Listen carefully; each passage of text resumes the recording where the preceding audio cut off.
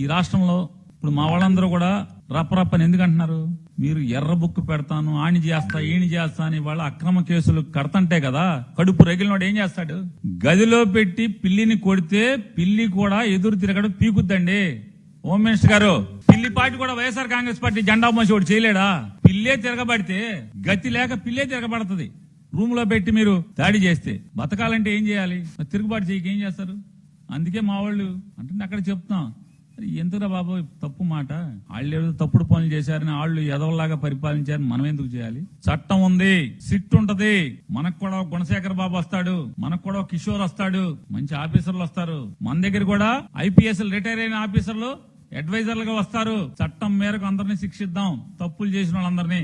ఎవరు హింసకి వాళ్ళని చూసి మీరు చెడిపోబాకండి, కడుపు రేగిలి తప్పుడు పనులు చేయబాకండి. శాంతి భద్రతల్ని కాపాడదాం. గుణశేఖర్ బాబు లేకపోతే అశోక్ బాబు, కిషోర్ బాబు ఇట్లాంటి బాబుల్ని పెట్టుకుని సిట్ లో ఖచ్చితంగా చట్టం మేరకు చట్టానికి లోబడి బిఎన్ఎస్ఎస్ కొత్తగా వచ్చినాయి కదా, వీటన్నిటి ద్వారా తప్పకుండా అణిచివేద్దాం. పాపాత్ముల్ని, తప్పులు చేసిన వాళ్ళని, దుర్మార్గుల్ని చట్టం మేరకు శిక్షిద్దాం. అయ్యా వైఎస్ఆర్ కాంగ్రెస్ పార్టీ జెండా మోసే వాళ్ళారా, వాళ్ళని చూసి మీరు తప్పుడు పనులు చేయబాకండి.